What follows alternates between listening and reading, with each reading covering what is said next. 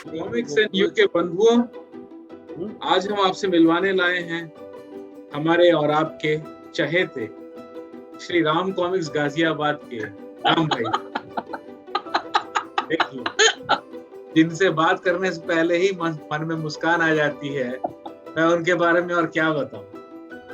तो राम भाई जी, आपका कॉमिक्स एंड यू के मंच पर आपका स्वागत है। हम आपको भी अभिनंदन करते हैं इस चैनल पर, और हम आपसे जो है अभी ढेर सारी बातें करेंगे कॉमिक्स को लेकर। तो सर, सबसे पहले जो है आप अपने बारे में बताइए, आप कहाँ के हैं, क्या करते हैं और कैसे आपका जीवन चलता है, इस बारे में हम कुछ जानना चाहेंगे सर। पहले तो मैं आप सभी को दिल से थैंक्स बोल रहा हूँ जो आपने मुझे यहाँ बुलाया है। अरे सर, ये मेरा पहला मौका है मेरा। अरे सर, अभी मौके और मिलते जाएंगे बात करने का। राम भाई जी, आप कहाँ के हैं बताइए, बचपन आपका कहाँ बीता?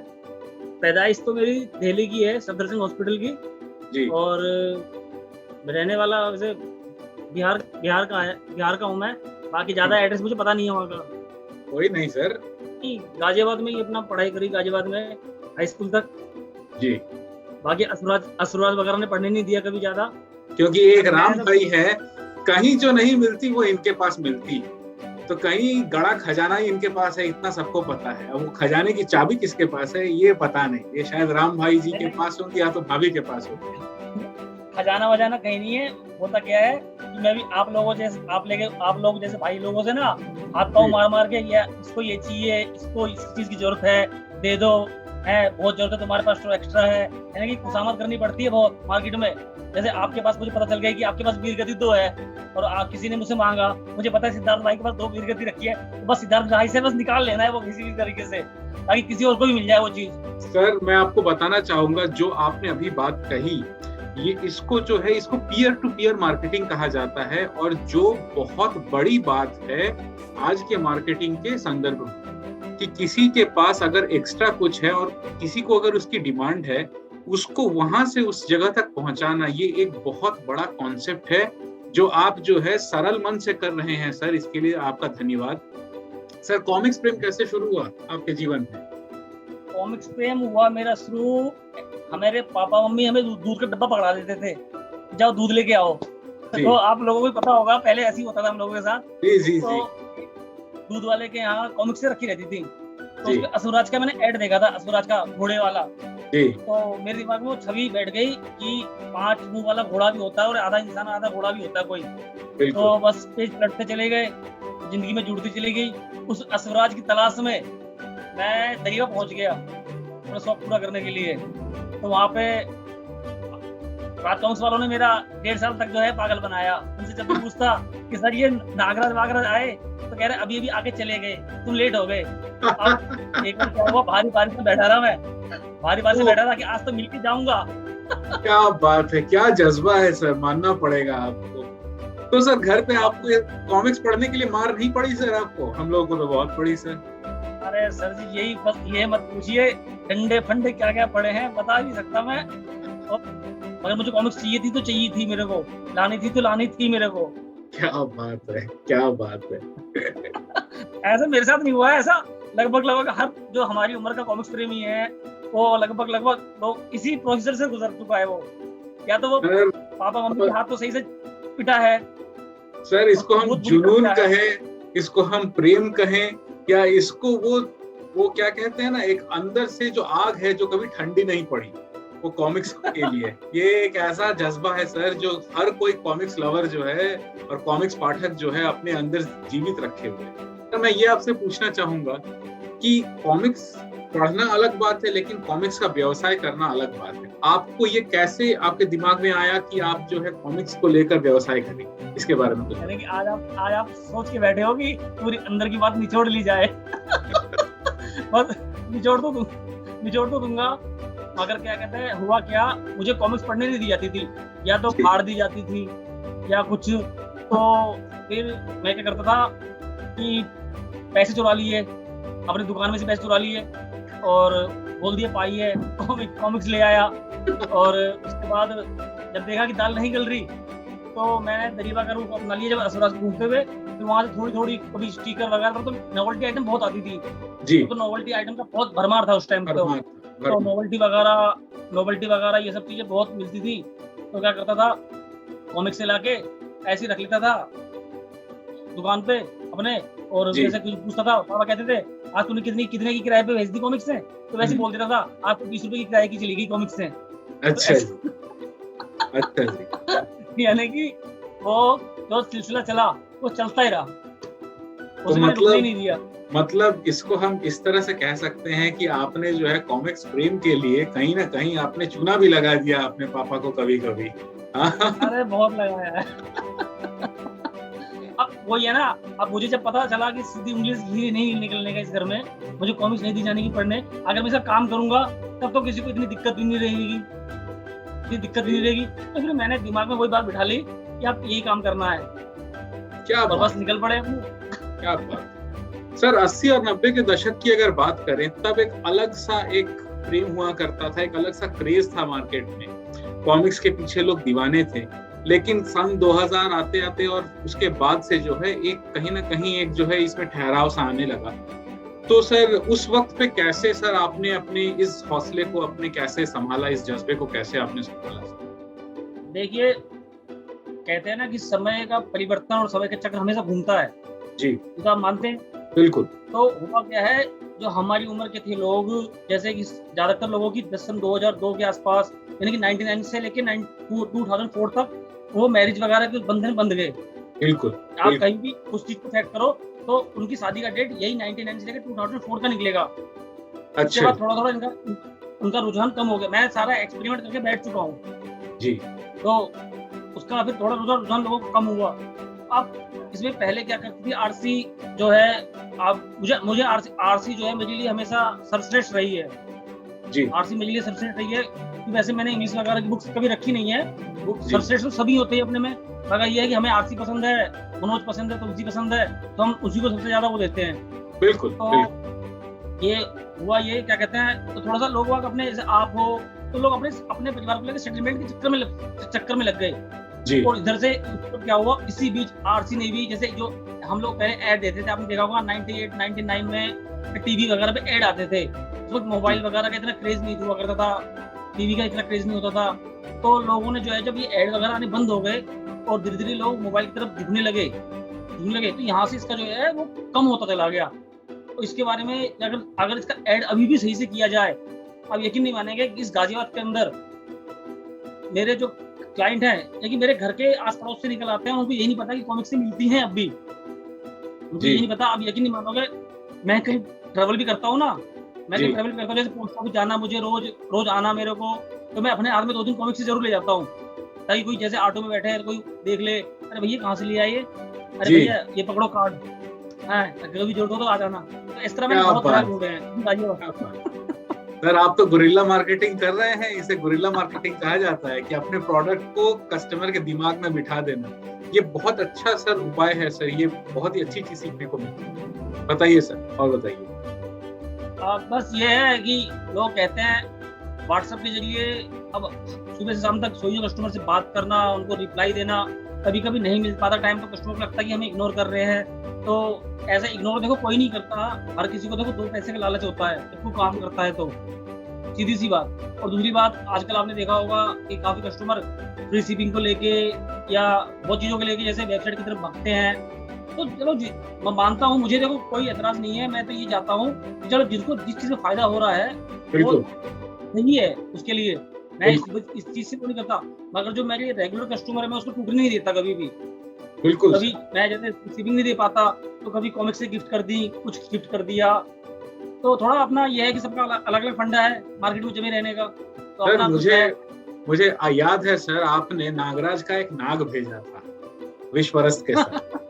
तो ये इस नाग को खोजने के लिए मुझे याद है आपने व्हाट्सएप पे लिखा था कि भाई मुझे सारा दिन आज मार्केट में घूमना पड़ा, ऐसे ही नहीं फल मिलता है, मेहनत करनी पड़ती है, तब जाके नागराज का नाग आपको मिला था। ये नाग के पीछे बहुत बड़ी कहानी है। 20+ के टाइम की बात बता रहे हैं आप मेरे को।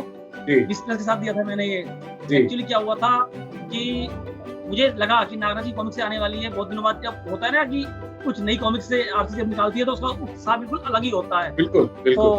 तो क्या कहते हैं, तो मैंने सोचा कि क्या दिया जाए, कॉमिक्स से वगैरह तो लोग लेते रहते हैं, फिर नागराज से रिलेटेड क्या हो, तो मुझे लगा सांप। तो मैं पहले आपका दिल्ली के सदर बाजार गया जी, बहुत ढूंढा, नहीं मिला, थोड़े बहुत मिले, नहीं मिला, गाजियाबाद ढूंढा, ऐसे कई दिन लग गए। कभी कोई बुलाता कि चलो आज आ जाना, हम देखते कहीं मिल जाए। तो उसके बाद ये ढूंढा, फिर जाके 100-125 पीस मिले, तो वो मैंने फिर कस्टमरों को बांट दिए। तो बड़े साइज में भी लाया था, अभी ला के दिखाता हूँ, आप लेके आइए बेटा। तो राम भाई की अदा निराली है, ये तो मानना पड़ेगा। फिर एक बार हमारे सर जी का फोन भी आया था, सर ने कहा था कि वो जो आपने एक बार सांप लेके आए थे उसके लिए पता करना 3 दिन पड़ के काम मिलेंगे। मैंने हाथ जोड़ लिए, मैंने कहा सर मैं पहले सांप की वजह से बहुत परेशान हो गया हूँ। मुझे याद है लोग आपको फिर फोन करके उस कॉमिक्स से ज्यादा उस सांप के लिए आपको फोन करना शुरू कर दिया था फिर आपको लोगों ने कि भाई मुझे वो सांप चाहिए। ऐसे मैं ये लाया था। राम भाई हर चीज अच्छी लगती है जी मैं उसमें, यानी कि कोई भी आइटम हो उसमें मैं कॉमिक्स के इफेक्ट ढूंढता हूँ जी सर, कस्टमर के लिए, उसमें इफेक्ट ढूंढता हूँ कि कस्टमर को क्या दिया जाए जो कस्टमर को थोड़ा सा मेरा जैसे कि थिंकिंग होती है। जैसे हर घर में देखिए, जैसे हम अपने लिए, आप अपने लिए कॉमिक्स से मंगाते हैं, तो हर घर में बच्चे जरूर होते हैं, तो कुछ ऐसी चीज दी जाए जो उनके बच्चे खुश हो जाए। तो ये है कि घर वालों के पिटने का चांस कम होते हैं। तो बोल सकते आप सही जगह पे हिट कर रहे हैं राम भाई जी। मैं आपको बताऊं, बचपन में कॉमिक्स लाते थे तो फट जाती थी क्योंकि उस वक्त माँ बाप को जो है कन्विंस नहीं कर पाते थे। अब अगर कॉमिक्स मंगाते हैं तो घर वालों को कन्विंस करने के लिए आपने ये नायाब तरीका सुझाया कि ऐसा कुछ गिफ्ट दे दो जो घर वाले जिससे खुश हो। तो ये एक बहुत बड़ा मार्केटिंग स्ट्रेटेजी है महाराज आपका, मैं आपको इसके लिए नमन करता हूँ। बहुत बड़ी बात आपने आजकल तो क्या कहते हैं, लोगों की वाइफ ये डिमांड कर रही है कि कस्टमर बताते हैं मेरे को जो घर पे आते हैं, भैया कहते हैं कि हमारी वाइफ ने बोला जितने की तुम कॉमिक्स लेके आओगे उससे आधे का में सोना दिलवा दिया करो हर महीने। यानी कि इस बात के लिए हर कोई कॉमिक्स प्रेमी आपका तहे दिल से शुक्रिया अदा करना चाहेगा। आजकल कंपटीशन उनमें ज्यादा बढ़ गया है, यानी पतियों को ज्यादा दिक्कत उठानी पड़ रही है आजकल कॉमिक्स को बचाने के लिए अपने, होता चना बाजे घना।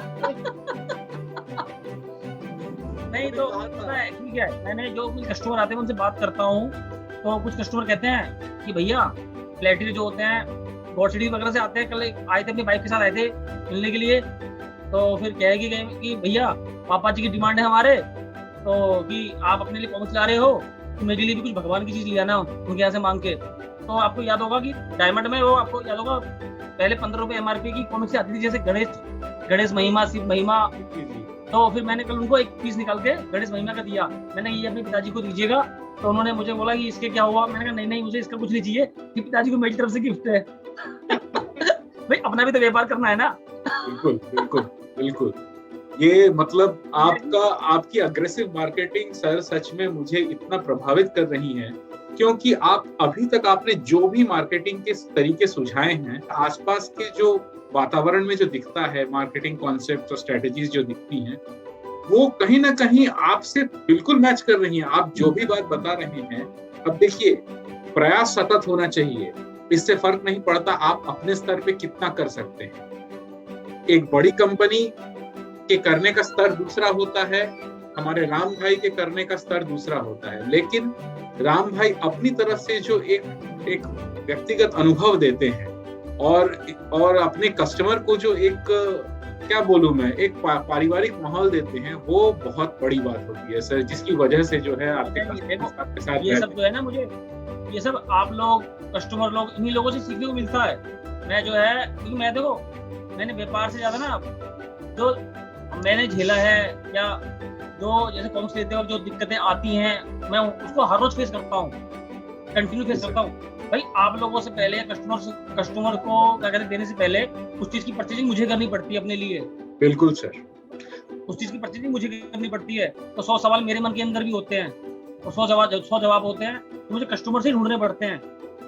सर जी कुछ बताइए इन दिक्कतों के बारे में। आप जो दिक्कतें बता रहे हैं, जैसे कॉमिक्स व्यवसाय में आपको जो दिक्कतें आती हैं, हम लोग कुछ इसके बारे में जानना चाहेंगे कि राम भाई जो है इतने हंसमुख व्यक्ति हैं इनके जीवन में जब दिक्कतें आती हैं वो किस प्रकार की दिक्कतें होती हैं और कैसे राम भाई जी जो है उनको हंसते हंसते जो है उनको पार कर जाते हैं, कुछ बताइए सर इस बारे में। ऐसा देश वैसा भेष। बहुत बढ़िया सर, बहुत बढ़िया, यही चाहिए सर, बिल्कुल।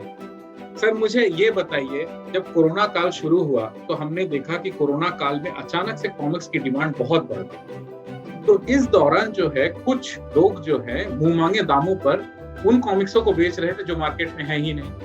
तो उस वक्त में आपको कैसा मतलब कंपटीशन फेस करना पड़ा और आपको मतलब क्या मतलब उस वक्त के बारे में कुछ बताइए, वो वक्त कैसा रहा आपके लिए? देखिए उस टाइम जो है मार्केट में आरसी से माल भी नहीं आ पा रहा था, आरसी भी कुछ दिनों के लिए बंद हो गई थी कोरोना टाइम पे। आपको मुझे याद है कि फरवरी के आसपास बंद हो गई थी ये, और आपका फिर अप्रैल में खुली थी दोबारा जी। कॉमिक्स की बहुत शॉर्टेज थी। तो आज भी आरसी जैसे आरसी थोड़ी सी क्या कहते हैं जो आपका ओल्ड प्रिंट है नहीं आ पा रहे हैं किसी कारणवश, तो वो जल्दी आ जाएंगे मार्केट में, सबके पास जल्दी उपलब्ध हो जाएंगे।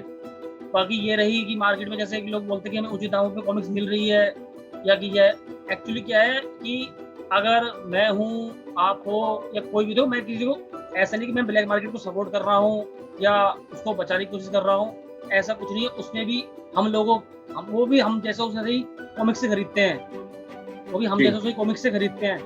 एक्चुअली जैसे हर किसी की चैनल अलग अलग बंदी हुई है, पर यह है कि हर किसी का तरीका बहुत अलग अलग है सेल करने का। अब मैंने ही सपोज कीजिए आपसे कोई चीज 100 वाली आपने मुझे 20 रुपए में एक्स्ट्रा में दे दी, वो 120 की मुझे मिली और मैंने वो आदमी को 140 में दे दी, 20 रुपए कमा लिए। वो एक्चुअली क्या है, वो 4-5 हाथों में घूमता हुआ जो चैन है वो इतनी पहुंच जाती है कि वो एमआरपी से कई गुना डबल ट्रिपल पे हो जाती है। और क्योंकि जो भी आदमी मंगाता है उस पर पोस्टल खर्च करता है, अपना कुछ खर्च करता है, तो इस चीज का बहुत ज्यादा वो हो जाता है। लोग कह देते हैं कि ब्लैक मार्केट ये है वो है।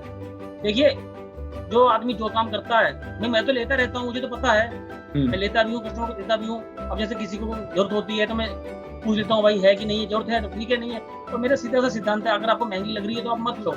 मगर ये मैंने देखा है, बहुत लोगों को देखा है एफबी पे बेकार की कमेंट करते हैं कि इसकी बुराई। अरे आपको महंगी लग रही है या किसी को महंगी लग रही है, देखो मत लो। आरसी का इंतजार करो, आरसी रिप्रिंट करेगी तो उसको लो। आपको ओरिजिनल भी चाहिए, सब कुछ चाहिए, देखो वो चीज आप ढूंढ रहे हो, वो चीज आपको देखो। अगर मैं आपसे कह दूं कि आप दोबारा बचपन वाली जिंदगी जी लो, तो क्या जी पाओगे उसको दोबारा? नहीं सर, आप मुझे नहीं जी पाओगे। आप ये पॉसिबल नहीं है। आप बहुत अच्छा एक मुद्दे पे बात कर रहे हैं सर। इसी संदर्भ में सर अगला सवाल मैं पूछना चाहूंगा कि जो कॉमिक्स हमको ब्लैक मार्केट में कुछ महंगे दामों पे या मुंह मांगे दाम पे मिल रही थी, उसको लोग गलत ठहरा रहे थे और कई तरह की बातें हो रही थी। जब प्रकाशक वही कॉमिक्स जब दोबारा लेकर आए, लेकिन उनके बढ़े हुए दाम थे, उनको लेकर भी एक प्रतिक्रिया हुई थी और अभी भी हो रही है कि भाई दाम बहुत बढ़ गए कॉमिक्स के, हमें लेनी नहीं चाहिए। इस तरह कई मुहिम हम लोग देख रहे हैं शुरू हो रही है। सर इस बारे में कुछ बताइए। देखिए ये मैं मानता हूँ कि कॉमिक्स के दाम बढ़े हैं, इसके पीछे कई कारण है, मैं आपको बताता हूँ। ट्रांसपोर्ट का खर्चा बढ़ा जी। मैं ऑटो से पोस्ट ऑफिस जाता था, जहाँ मेरा 20 रुपए में काम हो जाता था, 30 रुपए में मुझे वहीं 70-80 रुपए डबल देने पड़ रहे हैं, अब भी देने पड़ रहे हैं। अभी कोई ऑटो वाला यहाँ से उतार के भी इससे आगे दूसरा कर लो, हम नहीं जाएंगे इससे आगे, तो बहुत सी समस्या है। ट्रांसपोर्ट का है, पिन्नी के दाम बढ़े, आपके प्रिंटिंग के दाम बढ़े, यानी कि ऐसी कोई चीज अछूती नहीं है जिस चीज के दाम नहीं बढ़े। कारखाने में अगर काम कर, ये जहाँ भी प्रिंटिंग मशीन चल रही है वहाँ का भी सरचार्ज बढ़ा है। क्योंकि हम तो मैं कॉमिक्स इंडिया वालों जब छापते तो मैं जाता रहता हूँ, मैं तो देखता रहता हूँ, पता करता रहता हूँ। मैं तो उनके तो जाता रहता हूँ, वो लोग होते हैं तो दिखता रहता है। तो दाम बढ़े हैं, मगर हाँ अब अगर आरसी ने कुछ बढ़ाया है उसके साथ कस्टमर को नोवेल्टी, चाहे वो कितने की सही नोवेल्टी वगैरह भी प्रोवाइड की जा रही है, नोवेल्टी वगैरह चाहे वो आपकी नजर में 10 रुपए का भी ना सही, मगर जो उस पर लागत खर्च कर रहा है। पहले जो किताबें 50,000 1 लाख क्वांटिटी में छपती थी जी, जो किताबें 50,000 1 लाख क्वांटिटी में छपती थी, तो उसका लागत मूल्य जो है लगभग ना के बराबर होता था। बिल्कुल ना के बराबर। तो अब जो है वही चीज घूम फिर के 1000, 1200, 1500 बस। तो आप उस पर क्या रिसर्च करेंगे कि क्या कहते हैं कि ये कहते हैं कि कितनी की होनी चाहिए। 1000-1200 प्रिंटिंग में आदमी क्या करेगा भाई? स्टाफ का खर्चा है, ऑफिस का आदमी अगर कहीं भी काम करेगा, आरसी को छोटी मोटी कंपनी तो है नहीं, बिल्कुल नहीं। आरसी हो या और आरसी हो, कॉमिक्स इंडिया हो या कोई भी हो, मनोज कॉमिक्स हो, कोई भी छोटे मोटे वो नहीं है। मनोज कॉमिक्स जैसे लोग बोल देते हैं कि 100 रुपए में निकाली है मनोज कॉमिक्स वालों ने। अभी आपका ये मावली सीधा की बिग साइज आई थी, 100 रुपए में निकाली, किसी पेपर तो ऐसे हैं, ये है वो है। बात करना बहुत आसान है, बहुत आसान, बात करना बहुत आसान है। अगर आप प्रिंटिंग करवाने चले जाओ, कलर प्रिंटिंग कराने चले जाओ, स्कूल किताब लेके आप 5 पेपर करवा के ले आओ, उससे पूछ लेना कि कितने की हुई है ये। जी, कहते हैं ना, हाथ कंगन को आरसी किया और पढ़े लिखे को फारसी किया। बिल्कुल तो बिल्कुल। तो हमेशा उंगली मत उठाओ, उंगली उठा, हाँ महंगी है, महंगा हुआ है, आरसी ने थोड़े दाम बढ़ाए हैं, मगर ये वो इसलिए बताया ताकि कॉमिक्स इंडस्ट्री बच सके। अब देखो कोई भी काम करता है, चाहे आरसी हो, मनोज हो, या आप हो, या मैं हूँ, हर आदमी को 2 पैसे का लालच होता है। हर आदमी 2 पैसे कमाने के लिए नहीं किसी के आगे वो करता है। बिल्कुल ठीक है। अभी आपके सामने ही कॉल आया था मनोज सर का। जी, आपके सामने कॉल आया था, यानी उनके सबके मन में वो होता है कि अगर हम लाएंगे तो कस्टमर लेगा कि नहीं लेगा, या हमारा पैसा फंसा रह जाएगा। तो अगर 4-5 बार अगर पैसा फंस गया तो मुझे नहीं लगता कि कोई भी जो है पब्लिकेशन दोबारा इस चीज को दोबारा वो डेवलपमेंट में के लिए आगे बढ़ाने की कोशिश करेगी। हिम्मत नहीं होगी जरूरत है जी। आप 50 रुपए का 80 रुपए का बर्गर खा लेंगे, 60 रुपए का बर्गर खा लेंगे, उसके लिए कोई नहीं पूछता। तो दारू के ठेके पे चप्पल खा के दारू वारू ले आएंगे, सस्ती ढूंढ ढांड के, जैसे होता है लॉकडाउन में। अरे फिर तो कहता है, अरे मैं तो आज बियर ले आया किसी तरीके से, 20 रुपए महंगी मिली है, मगर वो ले आते हैं। ये चीजें ऐसी है, आपकी लाइफ टाइम है। कभी भी मन थके, उदास हो, कुछ भी हो, कहते हैं आप कभी भी इसे यूज कर सकते हो, कभी भी, एनी टाइम। बिल्कुल। और ये आप यूज करोगे इसे पूरी फैमिली, यानी कि आप किसी मोहल्ले में दे दो किसी को, तो वो भी बोलेगा हाँ यार कुछ देना, यानी कि बहुत अच्छी चीज है ये। मैं खासकर मानता हूँ मोबाइल वगैरह से तो बहुत अच्छी चीज है ये। बिल्कुल बिल्कुल सर, मैं आपके बहुत अच्छी चीज है। बिल्कुल सर मैं ये जानना चाहूंगा, मैं अपने घर में मोबाइल, जब कोई मेरी बेटी है हमेशा मोबाइल में लगी रहती, बहुत चिल्लाता हूँ इस बात पे कि मुझे मैंने मोबाइल का इस्तेमाल किया, मैंने फेसबुक का इस्तेमाल किया, अगर बिजनेस बना के कर दिया उसका इस्तेमाल मैंने जी अपने फायदे के लिए किया मैंने उसका इस्तेमाल जी। मुझे अब यकीन नहीं मानोगे, मुझे बहुत देर तक या ज्यादा देर तक फेसबुक पे बात करना या व्हाट्सएप पे, जब भी मुझे थोड़ा टाइम मिलता है मैं तुरंत मोबाइल को अपने से अलग कर देता हूँ, तुरंत अपने से अलग करता हूँ सिस्टम को। बिल्कुल बिल्कुल। टाइम होता है, मैं कैरम वैरम खेल लिया अपनी वीडियो के साथ, तो अपना टाइम कट जाता है, मैं वीडियो को इतना वो नहीं देता। राम भाई, आपसे बात करने के बाद मुझे कुछ अलग ही अनुभव हो रहा है। मैं आपका ध्यान आकर्षित करना चाहूंगा, आप अभी तक राज, मनोज, तुलसी जो नामी ब्रांड कॉमिक्स हैं हम लोगों के 80 और 90 के दशक की, आप उसके बारे में बात कर रहे थे। जो नई पब्लिकेशंस आई हैं अभी के जमाने में और जो अच्छा बिजनेस भी कर रही हैं, टाइम टू टाइम वो अपनी नई कॉमिक्स से लाते रहते हैं, उनके बारे में कुछ बताइए। उनका बिजनेस कैसे हो रहा है, वो कैसी बिक रही हैं, मार्केट में रिस्पॉन्स कैसा है उनका? मगर हाँ, मैं भी समझता हूँ इस बात कि इसमें उनका कोई क्या कहते हैं, उसकी कोई गलती नहीं है। अपना देखो, हर कोई आदमी लागत के हिसाब से, या तो दोनों क्वांटिटी कम छपाई होंगी ताकि इसके काम बढ़े, तो प्राइस जो है जब भी ज्यादा होंगी किसी कॉमिक्स के, या तो उसकी क्वांटिटी कम होगी, लिमिटेड होगी उसकी क्वांटिटी। बिल्कुल। हर आदमी जो है 2000-3000 पीस नहीं छपा सकता, तो छपा के करेगा क्या? उसकी सेल भी तो देखो, सेल होनी बहुत जरूरी है इस मार्केट में। कोई भी चीज है वो उसकी मार्केटिंग, अगर देखो कॉमिक्स ही है, अगर कॉमिक्स में आप यकीन नहीं मानोगे, अगर 1 साल के अंदर अगर इसमें 10% साल और आता है तो आपको यकीन नहीं मानोगे 20 रुपए 30 रुपए सस्ती मिलेंगी और उल्टा जी। अगर ये इसकी क्वांटिटी 500 प्लस की हो जाती है ना इसकी क्वांटिटी, तो यकीन नहीं मानोगे ये हो सकता है कि आपको जो आज आप जो कह रहे हो कि, या कोई भी कस्टमर जो कहता है कि ये महंगी मिल रही है, तो क्या कहते हैं वो जो ऑटोमेटिक ही सस्ती हो जाएगी। तो इतना खुद फिर समझता है पब्लिशन, यार अब तो हमारी ज्यादा बिक रही है, चलिए रेट कम कर दे, तो हर आदमी मिले, पर धीरे धीरे फिर वो सिलसिला चल पड़ता है ऑटोमेटिकली। तो हर चीज की चैन बननी बहुत, अब इसकी चैन टूट चुकी है, इसकी चैन बननी दोबारा। कहते हैं ना, जब कोई काम बिगड़ जाए तो उसको संभालने में बहुत टाइम लगता है और बहुत ही पावड़ बेलने पड़ते हैं उसको संभालने के लिए। तो सर, आप इस कोरोना काल से जो दोबारा मांग बढ़ी, इसको लेकर आप कैसा देखते हैं कि हम भारतीय कॉमिक्स जब उद्योग के लिए ये अच्छा है, हम आगे बढ़ रहे हैं, मार्केट में डिमांड बन रही है? आप इस बारे में कुछ बताइए, कैसा आप देख रहे हैं? इस बारे में मैं साथ कहूंगा, अगर इस मौके का फायदा हर कंपनी ने उठा लिया और कस्टमर को पकड़ लिया, यानी कस्टमर अपनी पकड़ बना ली किसी तरह, तो अब यकीन मानिए आने वाले कुछ साल के अंदर मोबाइल की दुनिया को लोग अलविदा करके जो नई जनरेशन है वो किताबों के पीछे भागेगी।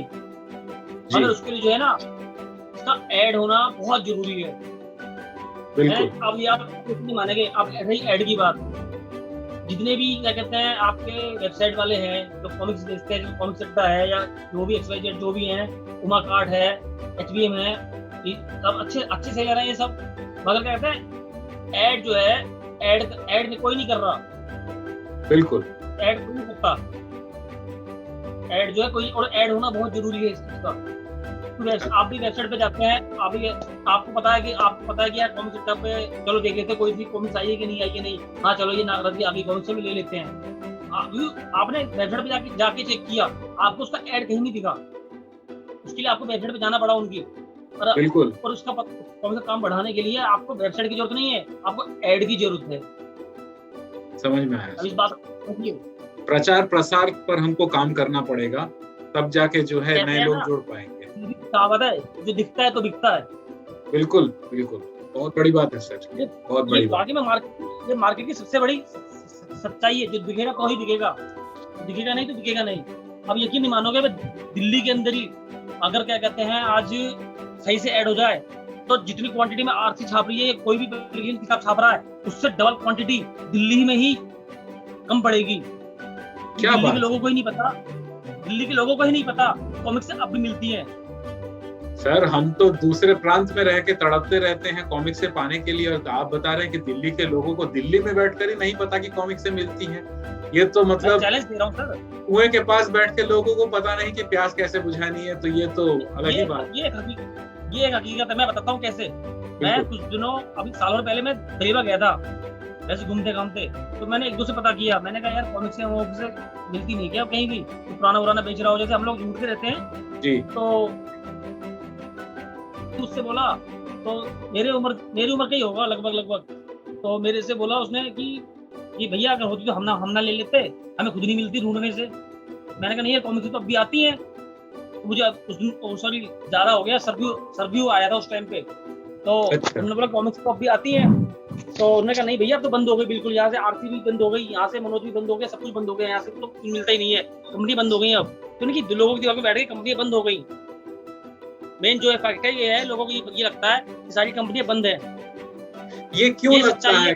कॉमिक्स ना मिलने के कारण लगता है या कुछ और भ्रांति है कि लोगों को लगता है कि कॉमिक्स की कंपनी बंद हो गई? ये कैसे उनके दिमाग में ये बात आई? उनके दिमाग में बात इस तरह बैठ गई क्योंकि अब जो भी पुराना बंदा था वो कभी भी जो है पुराने नंबर पे संपर्क करेगा या कुछ भी करेगा तो उसको वो नंबर तो लगेगा नहीं उसका। हाँ। और दूसरी बात क्या कहते हैं, अब आप ही हो, जैसे आपको जो आपने तो चलो आप यकीन नहीं मानोगे, मेरे पास 30% कस्टमर ऐसे हैं जिनको फेसबुक चलाना नहीं आता। जी, ऐसा भी एक वर्ग है हमारे पास, जिनको अभी भी टेक्नोलॉजी में वो उतने सुगम नहीं है। बिल्कुल सही है सर। मैं आप यकीन नहीं मानोगे, मैं उनमें से एक मैं हूँ, उनमें से क्योंकि आप मुझे अभी कुछ एक सेट आया था, तो मुझे जब आरसी अपना क्या कहते हैं आरसी की ऑनलाइन साइट चालू थी तो मुझे कॉमिक्स लेनी थी, तो वो मुझे मिल नहीं रही थी, तो आरसी साइट पे थी, तो मैं आरसी ऑफिस गया था, तो मैंने कहा था कि सर ये मुझे कॉमिक्स चाहिए, तो उन्होंने कहा था कि ठीक है आप किसी और से कह के इसे बुक कर लीजिए। तो मैंने कहा मुझे बुक करना नहीं आता, तो मगर मुझे कॉमिक्स मिल नहीं पाई थी वो। अच्छा जी, जो कॉमिक्स मिल नहीं थी। तो मतलब एक ऑफलाइन मार्केट है जिसको हम पूरी तरह से जो है अनदेखा कर रहे हैं, आपका कहने का मतलब है। अब हाँ जी, अब दूसरी बात है, परसों की बात है, मैं गया था जूली वाले के पास, वो 20 साल पहले भी मैं उसको कॉमिक्स ही देता था जी। 20 साल पहले भी मैं उसको कॉमिक्स ही देता था, सेल करने के लिए दरीबा से लाके उसको वहीं से देता था, 2 सेट 3 सेट जो भी उसका वो देता था। तो कहने लग गया कि अभी काम कर रहे हो कॉमिक्स का? मैंने कहा हाँ। कह रहा है 2-3 सेट पकड़ा दिया करो हमें, जब भी कोई नया आता है तो मेरे कस्टमर वापस जा रहे हैं। तो मैंने कहा मैं अपना बैनर लगा था आपकी दुकान पे। तो उन्होंने कहा नहीं, तुम बस कॉमिक्स दे दिया करो। आप खुद सोचो, देखिए दुकानदार रखना चाहता है तो या तो तुम एक ऐसी टीम बनाओ जहाँ पे पहले चीजें थी, अब 2 ऐसी दुकानें देखो कहीं नहीं जाती, जैसे बुक स्टॉल हो गए, जो पुराने बुक स्टॉल थे वो कहीं नहीं गए हैं, आप ऐसी जगह चीजें पहुंचाओ जो ऑटोमेटिक ही जो है सेल बढ़ेगी। तो ऑनलाइन मार्केट के साथ साथ हमें ऑफलाइन मार्केट की ओर भी ध्यान देना है, उसका भी सुचारू रूप से प्रचार प्रसार करना है। देखिए मैं अभी कह रहा हूँ कि ऑनलाइन मार्केट आप लोग बोलते हो या जो भी बोलता है ऑनलाइन कि हम तो ऑनलाइन खरीद लेंगे, क्या कहते हैं हम तो जाके वेबसाइट पे चेक कर लेंगे, है कितना क्या कुछ नहीं होता उससे।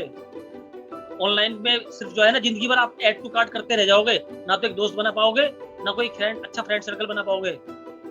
मैं साफ कहता हूँ, बहुत बड़ी बात है। इससे लोग बोलते हैं कि राम भैया आप क्या कहते हैं अपनी वेबसाइट नहीं बना लेते। मैंने कहा फिर जो है मेरे से तो जुड़ के बात कर रहे हैं ना, तो जिंदगी भर ऐड टू कार्ट करते रह जाएंगे, उनको ये नहीं पता चल पाएगा रामकुमार गाजियाबाद है कैसा, ये वो इंसान कैसा है। बहुत बड़ी बात। वो तो अपने मतलब के लिए ऐड टू कार्ट करेंगे और निकल लेंगे। जी जी, पर वो जो मानविक टच है, वो जो हृदय स्पर्शी स्पर्श है, वो नहीं मिल पाएगा। वो बहुत बड़ी बात, बहुत बड़ी बात। मेरे कस्टमर आते हैं, यकीन नहीं मानोगे, कोई कस्टमर 1-1, 2-2, 3-3 घंटे बैठ के जाता है, उसकी बातें खत्म नहीं होती हैं। कभी तो मुझे भी बड़ा वो लगता रहता है कि मेरा हाथ रुक जाता है काम करते करते, मगर मैं उसकी फीलिंग को देखता हूँ ना, तो मुझे बड़ा अजीब सा लगता है कि यार बताओ, मैं ही जुनूनी नहीं हूँ यार, मुझसे भी बड़े बड़े हैं, मुझसे बड़े बड़े। देखो मुझे किसी कैरेक्टर का नाम या कॉमिक्स का वो मुझे इतना कोई शौक नहीं है कि मैं इतना जैसे ध्यान से पढूं। अभी हमारे जो है अमृतांश भाई, जब ये FB पे राम कॉमिक्स गाजियाबाद का, उनको पता था कि राम भाई हमारी पढ़ाई लिखाई में कमजोर हैं, तो अमृतांश भाई हैं, बैंक मैनेजर हैं, 4-5 बैंक मैनेजर हैं जो मेरे ग्रुप के एडमिन हैं, जो खुद ही फॉलो करते हैं, खुद ही ऐड बनाते हैं मेरे लिए, खुद ही। आज तक उनको मैंने यकीन नहीं मानोगे एक कॉमिक्स तक गिफ्ट नहीं करी है। मालूम इसकी वजह क्या है? अगर मैं उनको कुछ करता हूँ तो किसी दूसरों को ये ना लगे कि ये तो अपने एडमिन को दे रहे हैं जी। और सबसे पहले पेमेंट मैं अपने एडमिन से ही करवाता हूँ। अगर किसी की प्री बुक चल रही होगी सबसे पहले, और सेम वही प्रोसीजर रहता है सबके लिए। तो ये नहीं कह सकता कि राम भाई ने मेरे को ज्यादा दिया उसको कम दिया, मैं ये वो चीज करता ही नहीं। है तो सबके लिए, नहीं है तो किसी के लिए नहीं। क्या बात है, क्या बात है सर, आपसे बात करके बहुत अच्छा लग रहा है सर आज। और ऐसा व्यक्तित्व, ऐसा स्वभाव, ऐसा सरल व्यक्तित्व।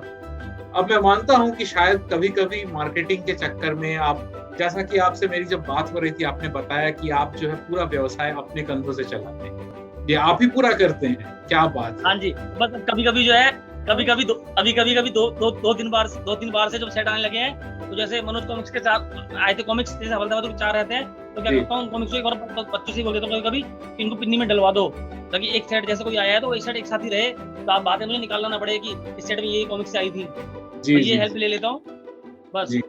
बाकी मेरी बेटी एड्रेस नहीं उतार पाती, मुझे तो हाथ से उतारने पड़ते सबके एड्रेस। पता क्यों नहीं करवाता? इसकी वजह है, पहली बार एड्रेस उतरवाया था, पार्सल वापस आ गया। अच्छा जी, अच्छा जी। मैंने उससे एड्रेस नहीं लिखवाया। सर, मैं आपसे ये जानना चाहूंगा कि अभी तक जो हम बात कर रहे थे, ये तो था कि जो अभी के वयस्क हैं वो अपना बचपन जीने के लिए राम भाई से संपर्क करते हैं। हम कॉमिक्स उद्योग को बढ़ावा देने के लिए सर नई पीढ़ी को भी जोड़ना बहुत जरूरी है। जो आप बता रहे थे कि बच्चों को आप जो है बढ़ावा दीजिए, प्रोत्साहन दीजिए पढ़ने के, ये बहुत जरूरी है।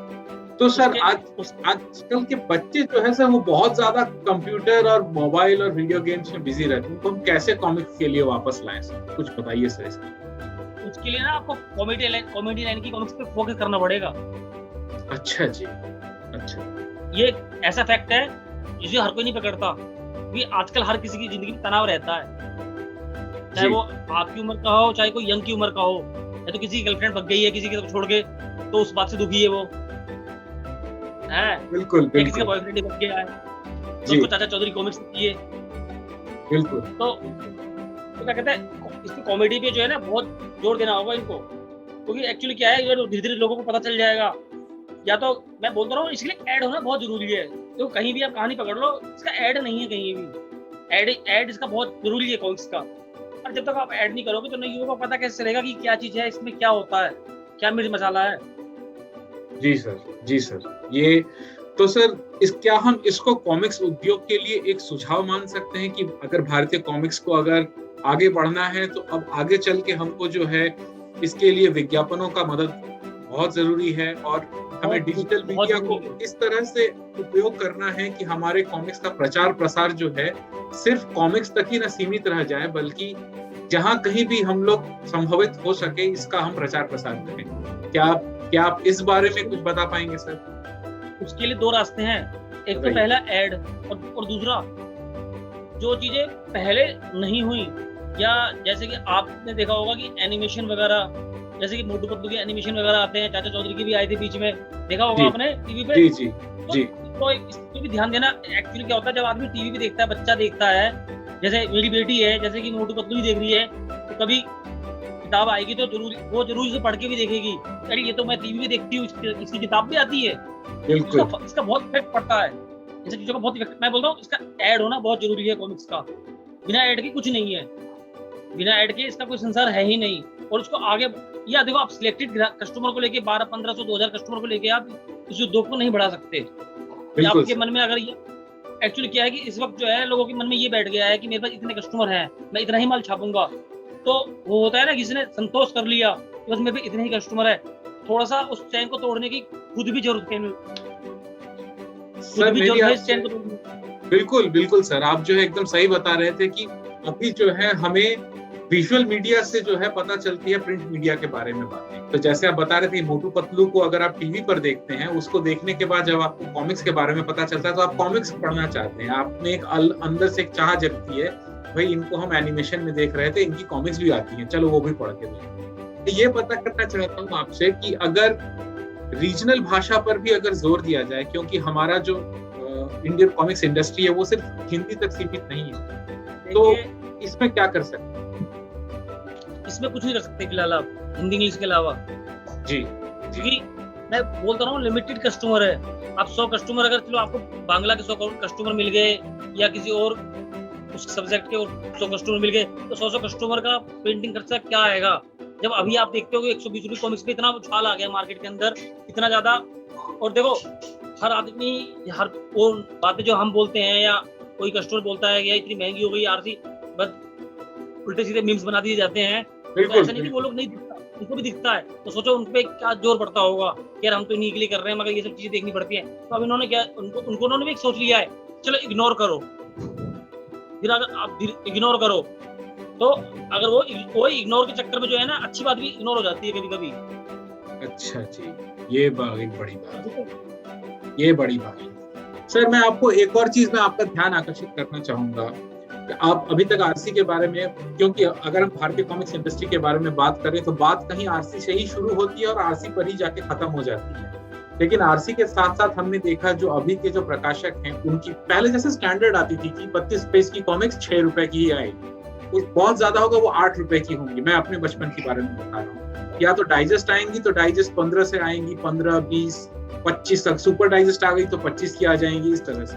लेकिन सर अभी ऐसा कुछ स्टैंडर्ड है नहीं मार्केट में। 25 पेज की भी कॉमिक्स से आ रही हैं, 40 पेज की भी कॉमिक्स से आ रही हैं, 32 पेज की भी कॉमिक्स आ रही हैं, और उनके दाम जैसा प्रकाशकों को जैसा समझ में आता है वो वैसा अपना दाम उसके ऊपर लगाते हैं। तो एक कहीं ना कहीं सर एक स्टैंडर्ड नहीं अभी है, वो स्टैंडर्ड टूट चुका है जो पहले हुआ करता था 80-90 के दशक में। उस वक्त सेल भी बहुत होती थी उस वक्त में। सर ये एक दूसरे का दौर का सर एक कुछ बताएं सर इस बारे में कि वो दौर और इस दौर में ये कैसा काम। मैं वही तो कह रहा हूँ, इस वक्त जो है कस्टमर नहीं है। मैं यही बोल रहा हूँ, अगर कस्टमर हुआ तो यकीन नहीं मानोगे, जो आज कस्टमर आप बोल रहे हो कि कॉमिक्स महंगी हो गई है, तो अभी आपने ही बोला मेरे से कि बहुत हो हल्ला हुआ है मार्केट के अंदर। अगर कस्टमर बढ़ गए तो यकीन मानिए कि ये जो है आप कॉमिक्स से बहुत ही कम रीजनेबल में ऑटोमेटिकली मिलने लगेंगी। क्योंकि जब आदमी कमाई बढ़ती हो, अब हमें ही है, पहले मैं MRP प्लस पोस्टल देता था, ठीक है, थोड़ा सा काम बढ़ा, 10% डिस्काउंट कस्टमर के लिए छोड़ दिया, बुकिंग में 10% डिस्काउंट कस्टमर के लिए छोड़ दिया। क्यों छोड़ दिया? क्योंकि सेल बढ़ी, काम बढ़ा, मार्जिन बढ़ा। तो वो ऑटोमेटिक से आप देखो किसी भी बिजनेस लाइन में हो, अगर उसकी सेल बढ़ती है तो ऑटोमेटिकली वो क्या करता है, वो देख लेता है, पहले एवरेज लगा लेता है कि हाँ मैं इतना भी छोड़ दूंगा तभी मेरे को काफी बहुत प्रॉफिट हो रहा है। जी मैं बोलो खर्चे बहुत हैं, अभी इतने खर्चे हैं, आप उसको 1500-2000 कॉमिक्स छाप के उस खर्चे को पूरा नहीं कर सकते। आप अगर 5 स्टाफ भी रखते हो, उसमें आपके आर्टिस्ट भी होते हैं, सब चीज होते हैं, तो आप खुद सोचिए कि क्या खर्चा आता होगा और एक की सैलरी क्या होती होगी। नॉर्मल सैलरी कम से कम कितनी होती होगी? कंप्यूटर ऑपरेट करता है, उसकी सैलरी आप अंदाजा लगाइए कितनी होती है। बिल्कुल सीधा सा एग्जांपल है, अगर जो ये कहता है कि किताबें महंगी हो गई हैं तो एक कॉपी पेन ले लो, ज्यादा स्टाफ नहीं 6 स्टाफ का खर्चा कंप्यूटर के हिसाब से लगा के देख लो कि और कितनी कॉमिक्स छपी महीने में, और कितना आरसी ने कमा लिया, कितना आरसी तो छोड़ो किसी और ने कितना कमा लिया और क्या तुमसे ले लिया उसने। मैं बोलता रहा हूँ हाथ कंगन को आरसी पर पड़ेगी, वो फारसी क्या खुद करते हैं तब पता चलता है बिल्कुल कितना कमाया कितना कराया। बिल्कुल सर आपका ये जो रुझान है कॉमिक्स के प्रति, और आप बचपन से जो है कॉमिक्स में ही पूरी तरह से रम गए, आपने अपना पूरा जीवन जो है कॉमिक्स उद्योग के लिए समर्पित कर दिया है, यह एक जज्बा जो है एक कहीं ना कहीं एक सराहनीय प्रयास है। और जो भी कॉमिक्स लवर है और जो भी कॉमिक्स का पाठक है वो कहीं ना कहीं राम कॉमिक्स गाजियाबाद से जुड़ा हुआ है। आप इस दौर में भी एक भारतीय कॉमिक्स को आगे बढ़ाने के लिए एक मशाल हाथ में लेके आगे बढ़ रहे हैं सर, जो ऑफलाइन मार्केट को जो है रिप्रेजेंट करता है। एक तरह से मैं बताऊं तो ऑफलाइन मार्केट में अगर पहला किसी का नाम याद आता है तो वो राम कॉमिक्स गाजियाबाद का, क्योंकि अभी हमारे आसपास की सारी दुकानें बंद हो चुकी हैं। मुझे पहली बार जब पता लगा तो मुझे पता लगा कि भाई राम भाई के पास जाइए, वहां से आपको कहीं ना कहीं कुछ ना कुछ मिल जाएगा जरूर से। तो सर एक ऑफलाइन मार्केट को लेकर जब आपने इतनी जागरूकता दिखाई, तब आप ये बताइए कि ऑफलाइन मार्केट में आपके अलावा जितने भी भाई बंधु हैं जो काम कर रहे हैं ऑफलाइन मार्केट में, उन सभी के परिप्रेक्ष्य से भारतीय कॉमिक्स को आगे अगर हम बढ़ा सकते हैं, मैं मानता हूं कि हमारा जो है दर्शक वर्ग जो है, पाठक वर्ग जो है बहुत सीमित रह गया है अभी, और उसको आगे बढ़ाने के लिए हमें नए पीढ़ी को जोड़ना बहुत जरूरी है।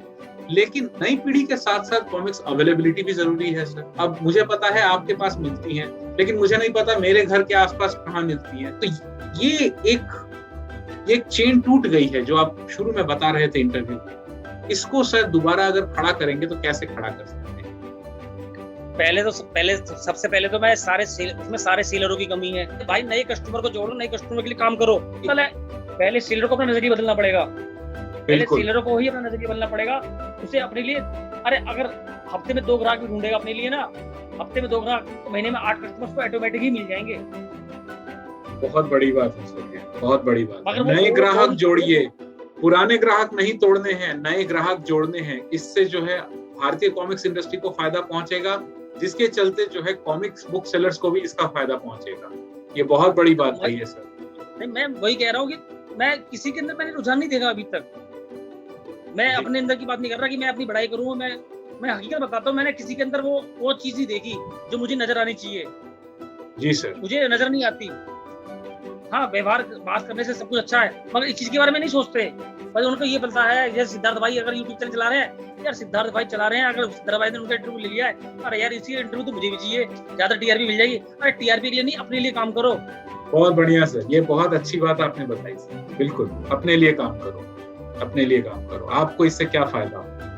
वैसे सर मैं आपसे बात करते करते आपने जब अच्छी से ये मुद्दा उठाया, तो मैं आपको ये बताना चाहता हूँ कि सर मैं पीएचडी का स्टूडेंट हूँ सर, और मैं जो है भारतीय कॉमिक्स इंडस्ट्री पर जो है शोध कर रहा हूँ। मेरा रिसर्च अभी वर्क चल रहा है भारतीय कॉमिक्स इंडस्ट्री पर। ये कॉमिक्स एंड यू का जो आइडिया था, ये कॉमिक्स एंड यू का आइडिया एक अचानक से मेरे दिमाग में आया जब मैंने अपना पहला फॉर्म बनाया था, गूगल फॉर्म। और गूगल फॉर्म हमने इसीलिए बनाया था क्योंकि हमको पाठक वर्ग से जो है ये पता करना था कि उनका रिस्पॉन्स कॉमिक्स के प्रति कैसा है।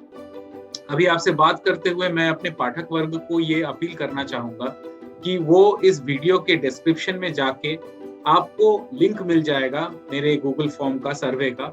आप वो सर्वे जरूर भरिए। वो सर्वे भरने से जो है जो भी इंफॉर्मेशन मुझे मिलेगी, जो भी जानकारी मुझे मिलेगी, उसको मैं जो है आगे मेरे शोध में वो बहुत काम आए। और ये मुझे फायदा नहीं होगा क्योंकि मेरा शोध जो है वो भारतीय कॉमिक्स इंडस्ट्री पर।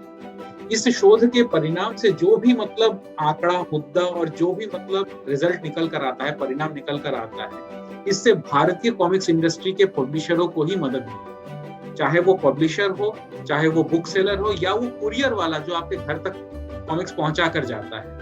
ये एक बहुत बड़ा चेन है, बहुत बड़ा इंडस्ट्री है, जिसको अभी तक लोगों ने सही तरीके से आंका और मापा नहीं।